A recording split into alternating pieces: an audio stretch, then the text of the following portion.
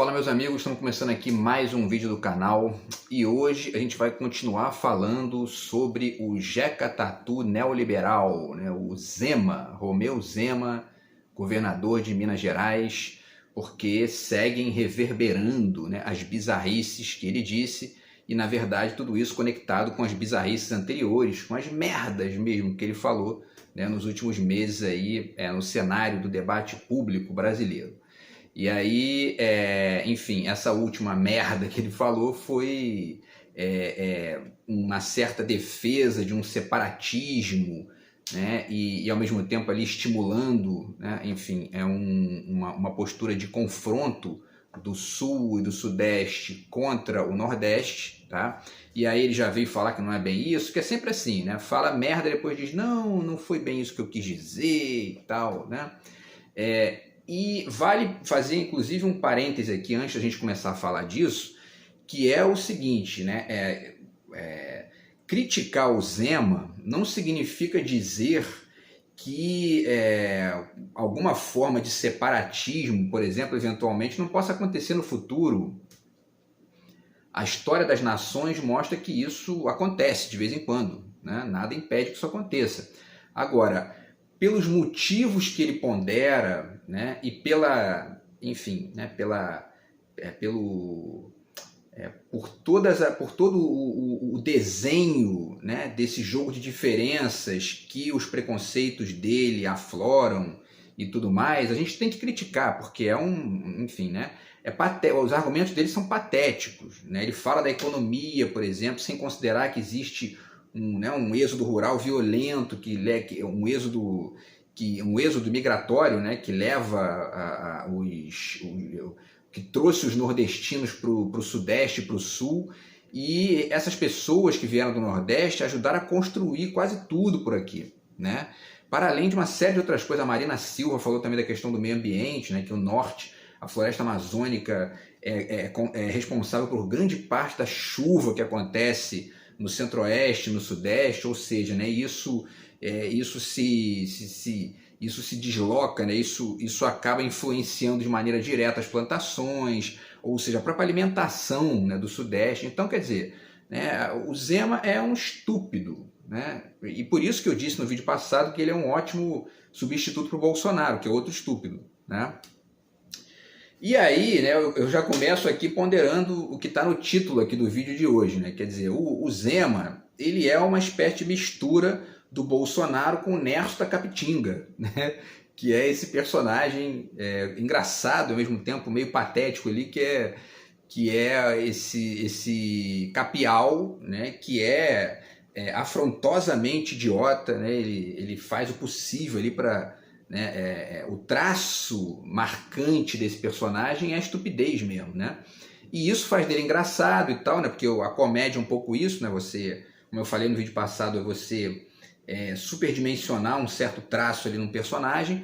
Agora, quando a gente pega esse tipo de estereótipo e tenta aplicar numa figura como o Zema, né, para mostrar uma outra coisa, né? Não é apenas para rir disso.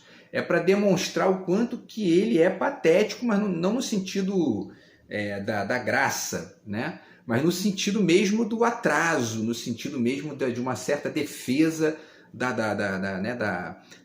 ou talvez nem seja o caso de dizer defesa, porque parece que é involuntário ali, né? Mas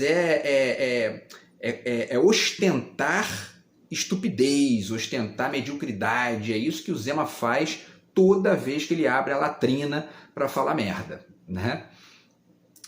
E aí as merdas dele foram reverberando, né, ao longo dos últimos meses. Essa última agora foi citando o consórcio do Sul e Sudeste e tal, e sugerindo um separatismo. Isso já gerou memes, né? Mas ao mesmo tempo gerou ali, por exemplo, uma imagem que foi... A BBC noticiou isso, eu vou deixar o link para vocês, que uma imagem com um muro separando o Sul, o Sudeste e o Centro-Oeste do Norte e do Nordeste, né? Um muro, né? Olha só. Isso foi compartilhado 10.000 vezes no Twitter, né? Então, enfim, isso já é um reflexo da idiotice do Zema, né? E aí a BBC noticia da seguinte forma: o Zema comparou o Brasil a um produtor rural. Esse é um trecho que eu não citei ontem, tá? Então ele comparou o Brasil a um produtor rural que dá tratamento bom para as vaquinhas que produzem pouco e deixa de lado as que estão produzindo muito. Quer dizer, sugerindo que o Nordeste e o Norte sejam vaquinhas que produzem pouco, né? É um pensamento estritamente econômico nos dois sentidos ruins da palavra, né? Ou da expressão, né? No sentido de que só considera a realidade a partir de um olhar econômico, como se as riquezas do Brasil só adviessem da economia, estrito senso, né? Do dinheiro, da produção ali de matéria-prima, né? Enfim, para consumo. E também é idiota porque não compreende, né, que uma sociedade é feita por uma série de outras instâncias, né, de contribuição. O Nordeste tem uma contribuição gigantesca na cultura, na religião, nas artes, né, na própria política, né? O presidente que tá eleito agora, está governando, é um presidente do Nordeste, é um cara que já foi governante, né, foi presidente 2 vezes, teve uma aprovação popular de 80 e tantos %, antes do golpe, né, e tal. Para além de todos os artistas brilhantes, escritores brilhantes que a gente tem aí que vieram do Nordeste, João Baldo Ribeiro, Ferreira Goulart, enfim, se eu for falar aqui, eu vou passar o vídeo inteiro falando, né? O Caetano Veloso, que fez aniversário ontem, né? O Gilberto Gil, enfim, né? Então, o Zema é um estúpido completo, né? E aí vale lembrar que quem age também dessa maneira, e por isso, né, eu estou colocando que o Zema é uma certa mistura entre o Bolsonaro e o Nerso da Capitinga, né? Quem sempre agiu dessa forma separatista e violenta em relação aos nordestinos foi o Bolsonaro, né? O Bolsonaro, de certa forma, ele pode ser considerado alguém que abriu essa caixa de Pandora, aí, né, como eu falei outro dia no vídeo aqui, que gerou estúpidos, ou melhor, né, que gerou a coragem em estúpidos como o Zema de latir essas bostas que ele fica latindo aí o tempo todo, né? Por exemplo, Bolsonaro chamou os nordestinos de paraíbas, né, numa entrevista uma vez. E aqui no Rio de Janeiro é muito comum a gente falar assim, brincando com os amigos, né, na piada ali e tal. Agora, um presidente da República que está lá trabalhando para todos os brasileiros, ele tem que tomar cuidado com essas coisas, né? Ele não pode tratar o nordestino, o cara do norte, ou até mesmo o cara do sul, da mesma forma que ele trataria numa mesa de bar, né? Trocando ideia com os amigos ali, botando pilha no outro. Não é assim, o cara é presidente do Brasil, né? Ele chamou os nordestinos de paraíbas e tal. E pior, ele disse que o Lula ganhou lá porque lá tem mais analfabetos, né? Olha só que imbecil, duplamente imbecil, né? Tanto porque o Bolsonaro, na verdade, ele é um analfabeto funcional, nitidamente, né? É um retardado, só fala bobagem, não tem a menor noção do que estava fazendo ali, né, como presidente da República. Deu várias provas disso durante todo o governo né, é um cara que não parava para discutir projeto, indicadores econômicos, indicadores culturais. Pelo contrário, na verdade, era um cara negacionista da ciência, negacionista da cultura, né? Negacionista até do emprego, porque, né, acabou com o Ministério do Trabalho, acabou com o Ministério da Cultura, né? Enfim, colocou um pastor evangélico no Ministério da Educação. Então, assim, né, é um analfabeto funcional, né? Tudo que o Estado exige, né, ele não fez o contrário, né? E ainda posava de que estou aqui trabalhando com um corpo técnico. Conversa fiada, é um estúpido, né? E além disso, ainda falou, tem uma frase dele também que ele diz, né? A única coisa boa do Maranhão é o presídio de Pedrinhas. A única coisa boa do Maranhão é o presídio de Pedrinhas. Quer dizer, né, é um analfabeto, né, completo. Enfim, e aí para completar, né, algumas reações, né, a essas bostas que o Zema fica latindo aí. O Rodrigo Pacheco, presidente do Senado, citou o Juscelino Kubitschek, né, discordando, obviamente, do que o Zema falou sobre essa questão de separar as regiões, dizendo, o Juscelino Kubitschek, interiorizou, integrou o Brasil, né, porque isso é o que se espera de um presidente, né? O que se espera de um presidente é que ele tenha uma postura de criar pontes de diálogo, né, entre as culturas regionais e entre a economia do país, entre os setores, tanto setores geográficos quanto setores econômicos, né, de um país, né? e não ficar ali vomitando bosta separatista como o idiota do Zema. E o Flávio Dino, ministro da Justiça do Lula, deu uma declaração dizendo que o Zema é um traidor da pátria, né? E, de certa forma, obviamente que alguém que tem uma posição de governo vai olhar para isso e vai entender, de fato, como uma traição da pátria, né? De alguém que está ali com pretensões, né, políticas, enfim, né? E agora, de certa forma, não é tão bizarro escutar, né, de um neoliberal um discurso separatista, né, antipátria, né, de traição da pátria, porque os neoliberais estão cagando para essa ideia de pátria, para essa ideia de nação. Pelo contrário, os discursos deles é esse, de Estado mínimo, né, exercício da economia sem regulação, e aí quando você vai ver na prática como isso funciona, é abrir as pernas para os Estados Unidos. É assim que funciona. Então, assim, a direita brasileira não tem o menor compromisso com pátria. Não dá para esperar isso. E é por isso que eles estão usando agora camisa da CBF, camisa, né, da seleção e tal, porque esse é o retrato que a gente está vivendo, né? É a farsa completa, né? Enfim, é um negócio assim, é o inverso, né, do mesmo, né? A direita brasileira. Ela tem um discurso privatista, de Estado mínimo, contra, né, projetos nacionais, de fato, contra as estatais. E aí você vê os deputados lá falando e tal, você percebe dessa linha, né, que eles não têm nada, eles são contra tudo que é do Estado, né? O Bolsonaro defendeu sonegação de imposto na campanha. Então, assim, e ao mesmo tempo posam de patriotas, né? É o cinismo puro, uma canalice pura. Bom, pessoal, vamos então falar um pouquinho desse aspecto, mais um pouco, né? Porque eu comecei a falar no vídeo passado da questão do Jeca Tatu e não completei a reflexão. Então vamos tentar completar isso hoje, tá? Tá aqui o Urupês, né, do Monteiro Lobato, para fazer essa conexão do comportamento do Jeca Tatu com o Zema e, de certa forma, também com a direita brasileira. Tá? A direita brasileira tem vários traços de Jeca Tatu e a gente vai tentar ponderar isso aqui agora. Tá? Como eu falei para vocês, o texto está no final desse livro aqui, né, dessa edição, tá, da editora La Fonte. E aí ele começa falando, né, na página 149, ele começa falando sobre a questão da etnologia, né? Por quê? Porque no século XIX se configurou no Brasil uma certa guerrilha ideológica de um grupo que era um grupo mais poderoso, positivista, né? Com influências vindas, obviamente, de Portugal e da Europa, e que aqui se configuraram também de forma institucional num instituto chamado IHGB, Instituto Histórico Geográfico Brasileiro. Quem quiser estudar isso, vale a pena, tá? No Google. E esse instituto promovia concursos, né, com figuras que pudessem escrever ali coisas para poder retratar o Brasil, né?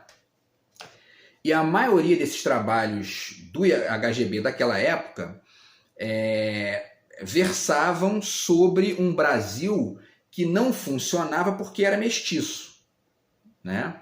Quer dizer, então o Brasil teria que se embranquecer, né, europeizar e tal, né, para poder superar o seu atraso, né? Hoje sabe-se que aquilo ali né, isso não se sustenta, isso é uma tese que não faz o menor sentido. Para contrapor essa tese, apareceu ali, né, em meados do século XIX, o romantismo brasileiro, né? Então o romantismo é um fenômeno cultural e artístico, filosófico, político, que surge no final do século XVIII, na Alemanha, e depois vai ganhando a Europa e tal. Tinha um cunho de crítica do iluminismo francês, aquela coisa da emoção e razão, mas obviamente muito mais que isso, né? A gente já falou isso aqui em outros vídeos do canal. Agora, no Brasil isso chega, né? Isso ganha uma roupagem aqui de tentativa de contrapor o colonialismo português e, de certa forma, ideologicamente europeu, e sugerir uma postura, uma posição, né, a defesa de símbolos e valores mais brasileiros, de fato. E aí os românticos enxergaram isso nos índios, nos indígenas, né? Por motivos óbvios, porque os indígenas eram aqueles que estavam aqui quando chegaram os portugueses, né? Obviamente que essa tese também não se sustenta, porque o Brasil é muito mais do que o português e o europeu, e é muito mais do que o indígena. O Brasil é a mistura de tudo isso, né? Porém, essas teses ficaram ali se confrontando, e aí esse indianismo foi se apagando, né, no final do século XIX, virada para o século XX, e o Monteiro Lobato, esse texto é de 1914, tá? E ele diz aqui, ó, contrapôs-lhe, ou seja, né, essa figura do indígena foi contraposta aos pouquinhos, né, por uma cruel etnologia dos sertanistas modernos, que viram um selvagem real, feio e brutesco, anguloso e desinteressante, tão incapaz muscularmente de arrancar uma palmeira, como incapaz moralmente de amar Ceci. Aqui, obviamente, que existe também todo o preconceito do Monteiro Lobato em relação a isso, né? Mas eu estou situando aqui aonde que ele começa a reflexão dele, tá? Para chegar no Jeca Tatu, certo? Na página 150, ele começa a falar e tal, né, que o indianismo não morreu, ele apenas evoluiu para uma outra forma, e ele está de novo a deitar copa, de nome mudado, crismou-se de caboclismo, né? E aí passou a se defender o caboclo e tal, né? Ou o caboclo passou a se configurar como uma espécie de vedete, né, ideológica daquela época ali, da galera que visava criticar o poder estabelecido, né? A questão é que ele começa a mostrar que esse caboclo, esse tipo específico que ganhou ali, né, toda uma simbologia, todo um valor, ele tinha vários defeitos, né? E ele começa a situar esses defeitos aqui, tá? E aí ele fala na página 151, ele diz, né? A verdade nua manda dizer que entre as raças de variado matiz, formadoras da nacionalidade metidas entre o estrangeiro recente e o aborígene de tabuinha no beiço, né? Uma existe a vegetar de cócoras, incapaz de evolução, impenetrável ao progresso. Feia e sorna, nada a põe de pé. E aí ele continua embaixo. Nada o esperta, nenhuma ferrotoada o põe de pé. Social como individualmente, em todos os atos da vida, Jeca, antes de agir, acocora-se, né? E aí, pessoal, isso tem tudo a ver com a posição do Zema e com a posição do neoliberalismo brasileiro, da direita brasileira, né? Porque antes de agir, o que a direita faz? Acocora-se, ou seja, ela começa a dizer que o Estado é ruim, que o Estado é grande, que ela tem ojeriza do Estado, como disse o Constantino, né? Que o Estado tem que ser mínimo, que blá, blá, blá, blá, blá, blá, blá, blá. Aí você, né, o povo, as pessoas, né, que já estão saturadas com essa mediatização novelizada da corrupção, novelizada e, portanto, empobrecida de reflexão da corrupção, reage como? Olha para esse discurso e se identifica. Fala, isso mesmo, tá vendo? Estão contra a política, o Estado me rouba o imposto aqui, e aí não faz nada, né? E aí, quer dizer, eu não ganho nada com isso, quer dizer, estão certos. E fica um círculo vicioso, patético, a um olhar mais amplo. Assim. Por quê? Porque quem bota sistematicamente esses políticos de direita no Congresso que não gostam do Estado, é esse mesmo eleitor que se identifica com esse discurso ingênuo, né? Quer dizer, o sujeito vota o Congresso no Brasil, ele é historicamente de direita. Historicamente. Nunca houve no Brasil um Congresso com maioria de esquerda. Ou seja, a culpa desse Estado impregnado de gente sem vocação para estar ali é do próprio eleitor, que está ali agora se identificando com alguém que está batendo num Estado que é incompetente por culpa do eleitor que coloca essa gente lá. Então fica um círculo vicioso. Por isso que eu disse num dos vídeos aqui do canal que um dos nossos próximos passos civilizatórios é compreender essa equação e, assim, começar a tirar a direita do Congresso. Né? No Executivo eles já não ganham sem golpe. Né? É muito difícil eles ganharem sem golpe. Porque quando a esquerda governou, fez melhor. Fato. Né? Porque quem tem vocação para governar o Estado no Brasil é a esquerda, não é a direita. Né? O discurso da direita é abertamente isso aqui, olha, ela se acocora, né? E ao mesmo tempo que ela se acocora, ela ganha com isso, porque, obviamente, se ela tem ojeriza do Estado e defende o individualismo como única regra, você coloca alguém assim lá, eles fazem o quê? Eles exercitam isso, o individualismo, né? A ojeriza do Estado. Mas essa ojeriza não se configura como um afastamento, se configura como o quê? Como um vampirismo, né? Eles ficam ali chupando o dinheiro do Estado através de juros da dívida, orçamento secreto, enfim, né? E essa lambança que o Bolsonaro fez, não fazem nada para melhorar o país de fato, né? E esse acocoramento aqui, né? Para a gente pegar a metáfora e aplicar, o que a gente está pensando aqui é um acocoramento ideológico, né?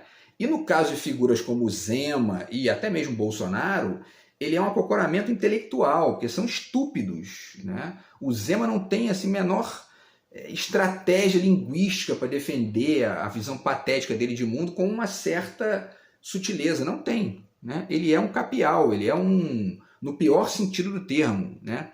Ele é um jacatatu, ele é um Nerso da Capitinga misturado com o Bolsonaro, né? Enfim, pessoal, e aí continuamos aqui, né? Na 152 ele diz: de pé ou sentado as ideias se lhe entramam, a língua emperra e não há de dizer coisa com coisa, né? E continua: seu grande cuidado é espremer todas as consequências da lei do menor esforço, e nisso vai longe. A lei do menor esforço no discurso da direita é dizer que o Estado não presta. Isso é uma lei do menor esforço. Aí é mole, né? Eu estou ali, eu sou candidato a um cargo público, de deputado, senador, vereador, enfim, né, presidente, e estou ali dizendo, ó, o lugar para onde eu quero trabalhar lá é um lugar que não presta, isso é ruim, entendeu? Só, né, é tudo ruim. Aí o eleitor vai e vota nessa gente. Vocês esperam o quê? Né? Um sujeito que tem ojeriza do Estado, governar o Estado, ele vai fazer o quê? Nada, ele vai fazer cagada, óbvio. Né? Pelo contrário, se ele ainda não fizesse nada, ia ser até bom. Eles fazem isso, é merda. Eles pioram a vida das pessoas, né? E tudo mais. Tá? E aí, pessoal, na 153, tá? Ele diz, ele repete essa questão, né, da lei do menor esforço. Tá? Na 154, ele já fala, ele dá exemplos de outros países. Tá? E aí acho legal rapidamente aqui só citar para vocês o livro, né, da Pascal Casanova, de novo, A República Mundial das Letras, tá? Que é muito bacana ler esse livro aqui, fazendo uma filosofia comparada com a história do Brasil. Tá? A gente percebe o quanto que, né, alguns países europeus, como a França, a Inglaterra, até mesmo a Alemanha, tinham esse objetivo ali de ampliar a educação no país, né? E não ficar nessa postura intelectualmente acocorada, né, como é o caso da direita brasileira. Tá? Então vale muito a pena ler isso aqui para poder ter essa noção aí, tá, pessoal? Enfim, disso que ele cita aqui na 154. Ele fala da Holanda, da Inglaterra, né, e da Itália também, tá? Enfim, pessoal, e aí na 155 ele fala da questão do voto, né? Que o Jacatatu ele vota, ele até vota, né? E aí a gente sai do Zema e chega no eleitor do Zema, né? Porque o Zema foi eleito, teve gente que votou nisso aí, né? Então ele vota, não sabem quem, mas vota, né? Esfrega a pena no livro eleitoral, arabescando o aranhol de gatafunhos e que chama sua graça, né? Enfim, que ele está brincando com a questão do nome ali, né? Debochando da questão da assinatura, né, do Jacatatu. Mas, para além desse deboche aqui bobo dele, né, o que interessa é isso que ele coloca, né? Não sabem quem, mas vota. É isso, né? O bolsominion padrão, que é o que votou no Bolsonaro, que provavelmente votará no Zema se ele for candidato, é aquele que você pergunta, ó, vem cá, você votou no Bolsonaro, tá? Ele está 2 anos, 3 anos e meio aí, né? Ele é presidente, não fez nada, o Brasil, a economia continua uma bosta. Como é que tu defende um cara desse? Não, mas é porque ele não rouba, pelo menos ele não rouba, ele é honesto, né? Tá, mas cara, vem cá o projeto, né? Tu tá pagando mais caro nas coisas, né? Não, mas deixa ele trabalhar porque, né, o PT destruiu o Brasil em 13 anos, 14 anos aí destruindo o Brasil e agora tem que deixar o cara trabalhar, né? Então tá, né? A gente espera o Bolsonaro acabar os 4 anos de nada, que ele não fez nada, né? Para melhorar a vida das pessoas. Aí o Lula entra, 6 meses depois tá tudo melhor já, né? As coisas estão a metade do preço. e os bolsomínios, né, estão calados, né? Mas por quê? Porque esse discurso é tudo isso aqui, né? Vota, mas não sabem quem vota.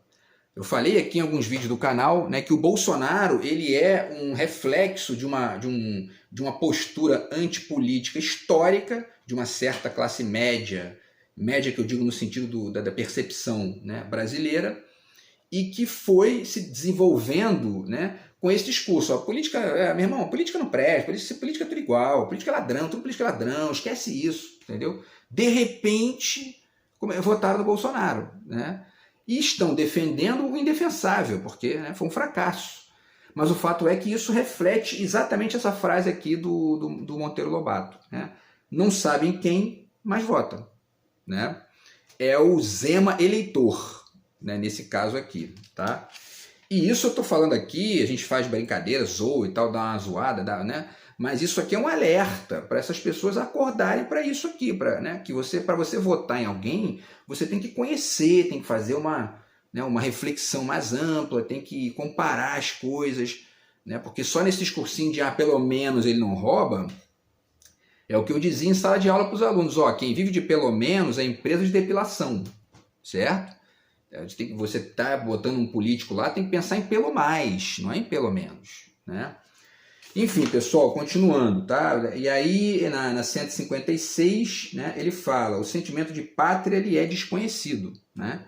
Não tem sequer a noção do país em que vive, sabe que o mundo é grande, que há sempre terras para diante, que muito longe está a corte com os graúdos e mais distante ainda a Bahia, de onde vêm baianos pernósticos e cocos. Quer dizer, né, esse sentimento de pátria é desconhecido do Zema, do Bolsonaro e dos neoliberais brasileiros. Tá? Eles não têm a menor noção do que é, né, pátria. Tá? Pelo contrário, eles realmente não gostam, né, desse sentido, né, não gostam, né, do que é nacional. A gente já falou também disso aqui, eu falei do neomazombismo da direita brasileira, eu quero escrever sobre isso um dia também. Tá? Enfim, e aí ele finaliza aqui, né?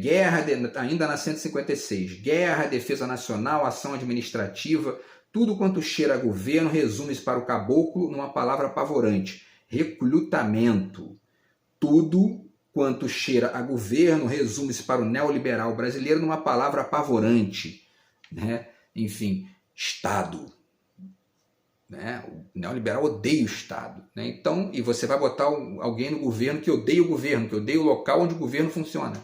Né? É dar tiro no pé, né, meu querido? Não rola. E aí, pessoal, para finalizar, ele continua falando aqui, né? Ele fala da questão também da educação, que é muito importante, porque aí entra nesse aspecto, né, intelectualmente Jeca Tatu, né, do Zema, tá? E ele diz na 158, todos os volumes do Larousse não bastariam para catalogar-lhe as crendices, e como não há linhas divisórias entre estas e a religião, confundem-se ambas em emaranhada teia, não havendo distinguir onde para uma e começa outra, né?